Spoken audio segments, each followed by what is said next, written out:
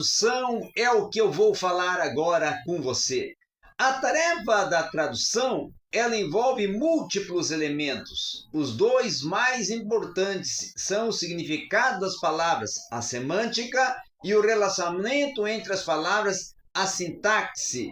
É muito raro uma palavra ter somente um único sentido, uma gama de significados. É mais comum. Tá? A palavra mata, por exemplo, possui diversas nuances, tá? Como substantivo que pode até denotar um bosque, uma floresta, certo?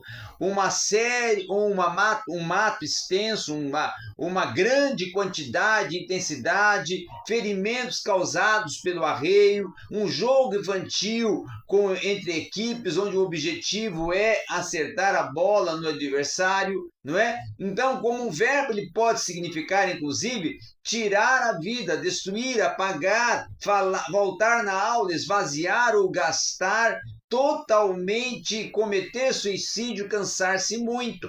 Então, além disso, algumas palavras têm nuances literais e também figurativas. O substantivo, por exemplo, luz, por exemplo, ele pode denominar iluminação, que torna algo visível, uma nuance literal, certo?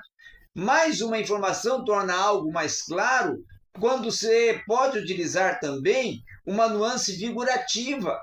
Então, em ambos os casos, a expressão iluminar só pode comunicar de forma exata quando ela está propondo algo que no contexto é compreendido. Então, essas considerações elas tornam mais claras, mais evidentes, porque é um fato que o contexto vai determinar o significado da palavra, incluindo inclusive o seu relacionamento com outras palavras ao redor.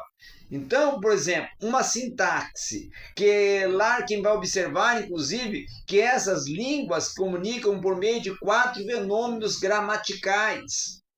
Um morfema, que é a parte da palavra que indica uma relação específica. Por exemplo, a diferença de uma única letra entre a forma nominativa, logos, e a forma acusativa, logos. Pode denotar diferença entre o sujeito de uma frase e o objeto direto dessa mesma frase.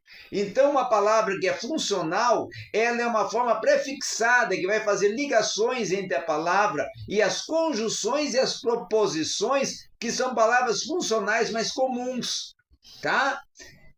A ordem das palavras vai dizer respeito, então, à sua localização, até para indicar limites e também conexões. Um exemplo simples é a diferença entre a construção atributiva, tá? E também a construção predicativa. Pontuação, por exemplo, é a colocação de vírgulas, pontos e vírgulas, pontos de interrogação, para indicar as conexões, não é? E as separações de palavras, expressões e também até frases.